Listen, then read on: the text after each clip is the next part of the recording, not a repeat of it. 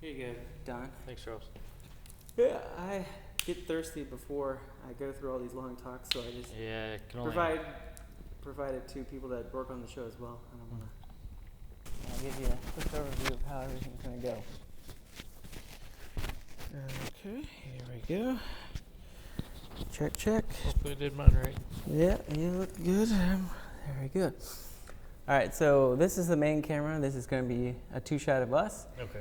And it'll also be a close-up of you in post. And this is my main one here I'll be talking to. Okay.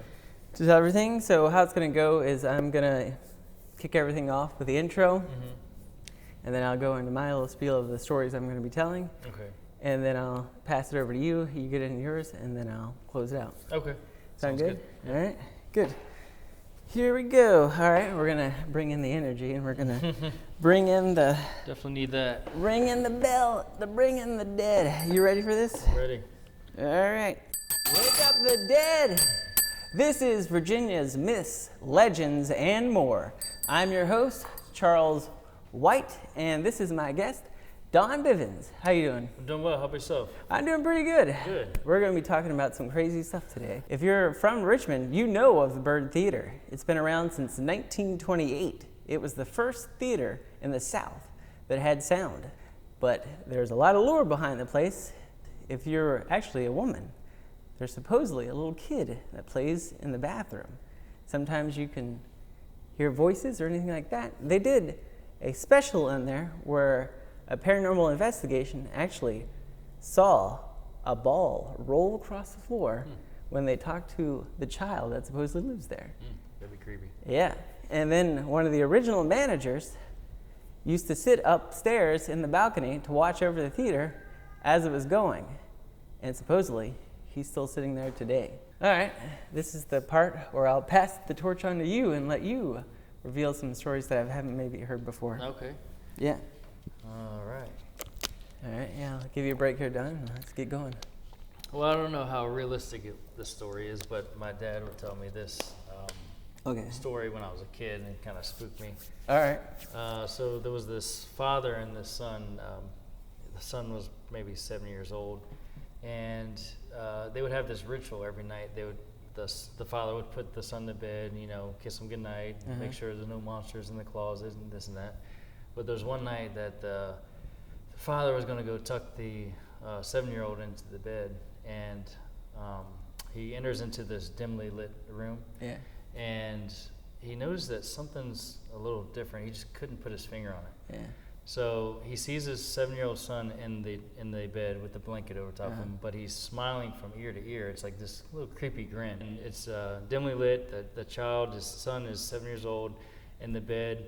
And the blanket's covering, but he can see his face, and he's got a little creepy smile from just ear to ear. So he goes over to his son, and he's like, "Is everything okay?" He said, "Yeah." He's like, "But would you mind, checking under the bed to make sure there's no monsters?" He chuckled like he normally does. So he looks under the bed, and he sees his real son under the bed, and he's trembling, and he's about pale. And he's like, his son whispers to him, he said, "Daddy, there's someone in my bed." That's pretty wild. That's a good one for the show. Yeah. Hope you guys are enjoying this. And that's all we got for tonight. We'll be wrapping it up here. So we'll see you on another Virginia Myths, Legends, and More. Pretty easy. You good there? You're kind of wincing in the water. I don't know. I feel really tired. Yeah. Yeah, just... I don't know if it's the camera. Late nights? Late night? Yeah. Huh. I don't know what's going on with me. Well, you feel lean back, get comfortable or something. You're not looking too hot. Yeah. Huh.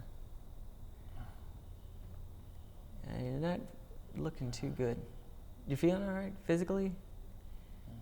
Yeah. Oh, there it is. Don, do you ever want to be something bigger? Like one of the legends, part of the stories? Something more than just Don, the delivery driver? Well, I have. And I think you do too. And at this point, I think you're going to be one of the victims of Charles White. or as the media like to say, my full name, Charles Irving White. Sound good to you? I guess anything sounds good to you right now. That's right. For me, it's nearly the beginning. For you, Don, it's all over. Dun, dun, dun, dun.